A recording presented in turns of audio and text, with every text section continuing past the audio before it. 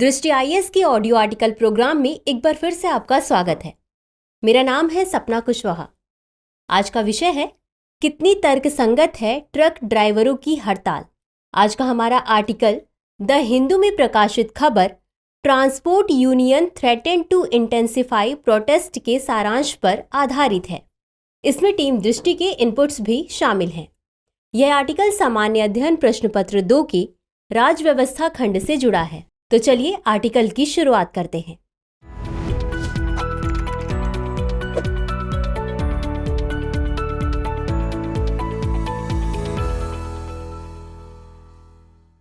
देश में कानूनी और सामाजिक न्याय के मुद्दों को संबोधित करने के लिए पेश की गई नई भारतीय न्याय संहिता ने समाज के विभिन्न वर्गों से व्यापक चर्चा और प्रतिक्रियाएं उत्पन्न की हैं।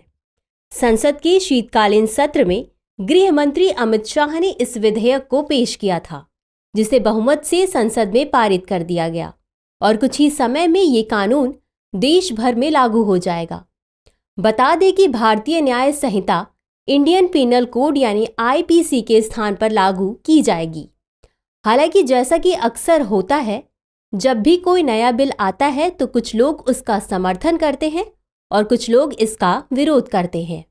ऐसा ही कुछ भारतीय न्याय संहिता के साथ भी हो रहा है। जब से भारतीय न्याय संहिता बिल आया है, तभी से ये विवाद का विषय बना हुआ है।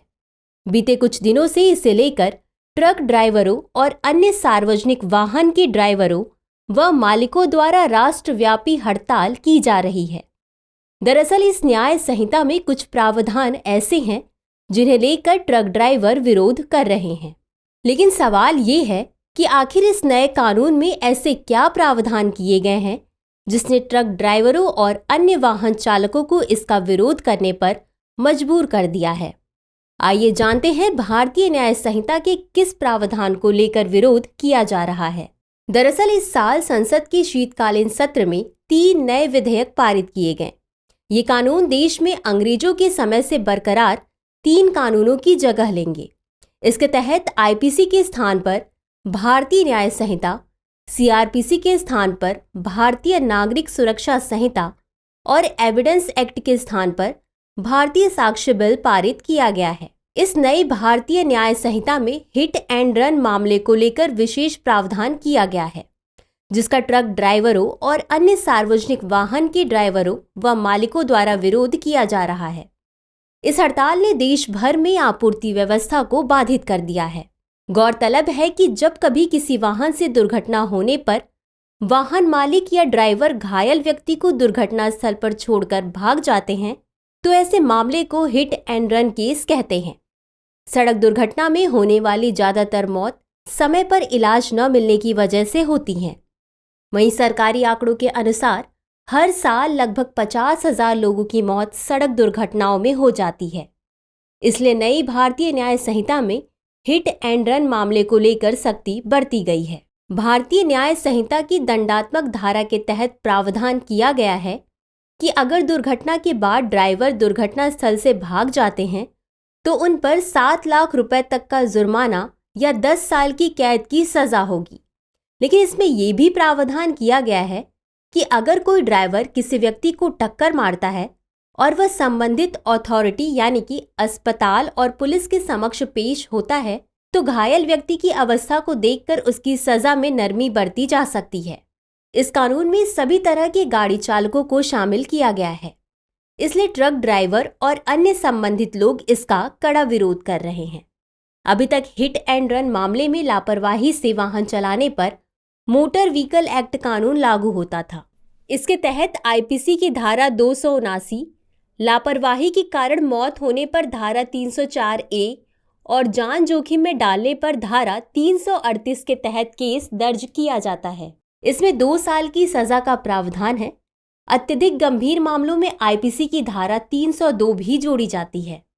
लेकिन सवाल ये है कि इस कानून का निर्माण तो सड़क दुर्घटनाओं को कम करने और इन दुर्घटनाओं में लोगों को समय पर इलाज उपलब्ध कराने के लिए ये प्रावधान किया गया है। फिर क्या वजह है कि इस कानून का विरोध किया जा रहा है? दरअसल ट्रक ड्राइवरों का कहना है कि हर बार दुर्घटना के वक्त उनकी गलती नहीं होती है। कभी कभी खराब मौसम या कोहरे की वजह से भी दुर्घटनाएं हो जाती हैं। कोहरे की स्थिति में दृश्यता कम हो जाती है, जो कि ठंड के मौसम में होने वाली सड़क दुर्घटनाओं के पीछे मुख्य कारण होता है। इसके अलावा कभी कभी खराब सड़कों या दूसरे वाहन चालक की गलती की वजह से भी दुर्घटना हो जाती है और अपनी गलती की वजह से व्यक्ति घायल हो जाता है या उसकी मौत हो जाती है। ऐसे में ट्रक ड्राइवरों का तर्क है कि उन्हें बिना गलती के सजा भोगनी पड़ेगी।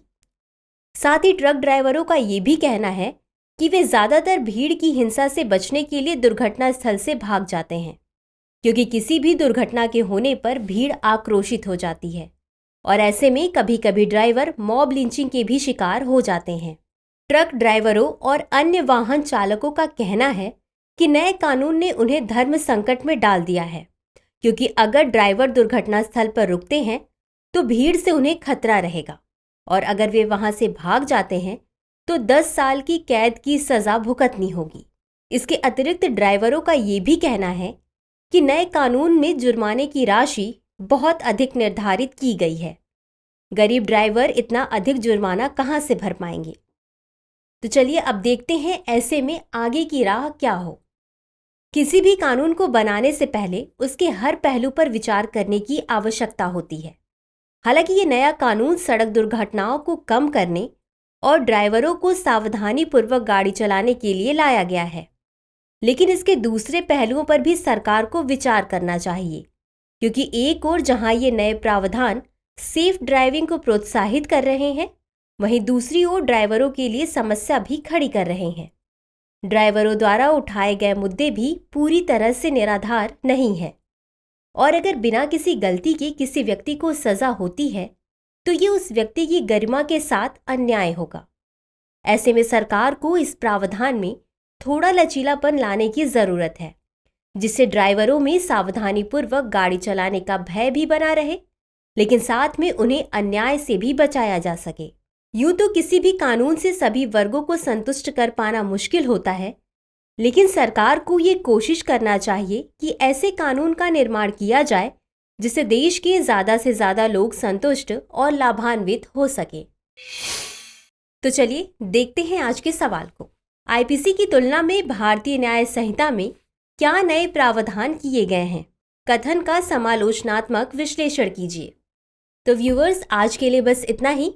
मिलते हैं नए एपिसोड में किसी और टॉपिक के साथ। शुक्रिया। डियर व्यूअर्स, आपने एग्जाम की तैयारी को और बेहतर करने के लिए हमारे चैनल को लाइक, शेयर और सब्सक्राइब करें।